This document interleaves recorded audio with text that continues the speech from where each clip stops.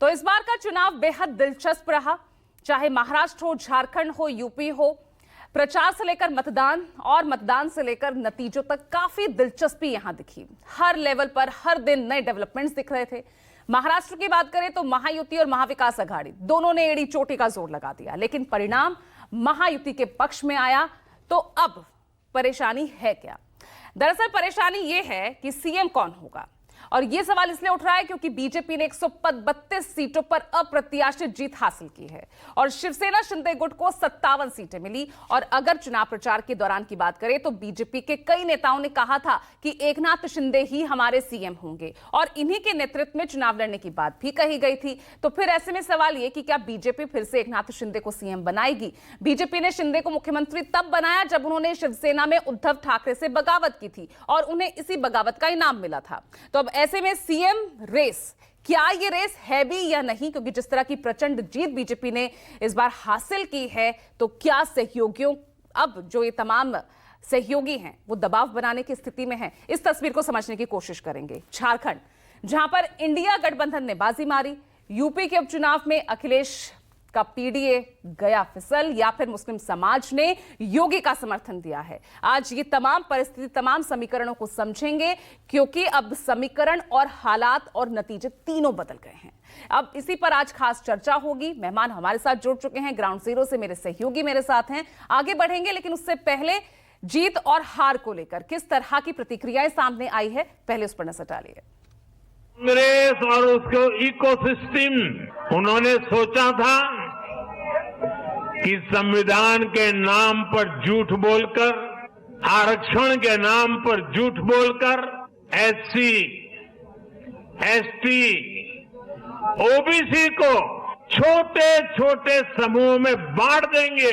कांग्रेस और उसके साथियों की साजिश को महाराष्ट्र ने सिरे से खारिज कर दिया है। महाराष्ट्र ने डंके की चोट पर कहा है, एक है तो हम जीते या हारें, चुनावी प्रक्रिया पे हम सवाल उठाते रहेंगे। जिस देश में बच्चों के एग्जाम के पेपर लीक हो जाते हैं, वहां हम क्या आंख बंद करके मशीनों पर, आंख बंद करके चुनावी प्रक्रिया पर भरोसा कर सकते हैं? आप बताइए। हम बार बार चुनावी प्रक्रिया की बातें करते हैं, चुनाव ईवीएम्स की पारदर्शिता की बात करते हैं। लिस्ट दी गई कॉन्स्टिट्यूएंसीज की कि यहां रेड और ग्रीन मार्किंग हो रही है। 99% बैटरी, इसके बारे में आज तक जवाब नहीं दिया। बीजेपी के नेता की गाड़ी में ईवीएम मशीन मिली नागपुर में, कोई जवाब नहीं। चुप रहना कोई उत्तर होता है क्या?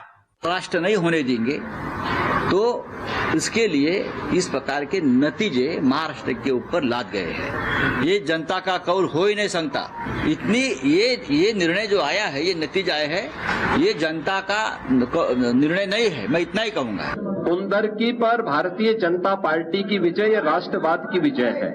ये राष्ट्रवाद की विजय है, विरासत और विकास की विजय है। हर व्यक्ति को अपनी जड़ और अपनी मूल की याद आती है, और मुझे लगता है कि जो लोग कभी भोले भटके रहे होंगे, उन सबको, किसी को अपना गोत्र याद आया होगा, किसी को अपनी जाति याद आई होगी। कुंदरकी की ये विजय बताती है कि आने वाले समय में समाजवादी पार्टी कहां जाने वाली है। जो कठिन परिस्थितियों में बाई इलेक्शन हुए थे, उसके बावजूद भी समाजवादी पार्टी के मैं कार्यकर्ताओं को और सभी जिन्होंने अपने मताधिकार का प्रयोग किया, उनको धन्यवाद देना चाहूंगी। महाराष्ट्र के रिजल्ट जो हम लोग सोच रहे थे, उसके एकदम विपरीत आए हैं, और कहीं ना कहीं इस बात पे बहुत ही गहरा विचार करने की जरूरत है कि इस तरह के रिजल्ट्स अगर आए हैं तो क्यों आए हैं। और मैं समझती हूँ कि महाराष्ट्र में जो पार्टियां हैं गठबंधन की, वो इस बात पे सोचेंगे, विचार करेंगे। ये कटेंगे, एक है तो सेफ है, ये झारखंड में। हाँ, महाराष्ट्र के नतीजे अप्रत्याशित। लोकसभा चुनाव का जो एडवांटेज था वो अचानक से गुम कैसे हो गया, वो भी इस स्केल पर। इंडिया ब्लॉक के दल हैं महाविकास आघाड़ी के, उन्हें बैठना होगा और सीट वाइज हम उस पर विश्लेषण होना चाहिए। तो चलिए, चुनावों के बाद आए रिजल्ट को लेकर अब मौजूदा स्थिति को समझने की कोशिश करेंगे। जो तमाम राजनीतिक मेहमान हमारे साथ जुड़े हुए हैं, सबसे पहले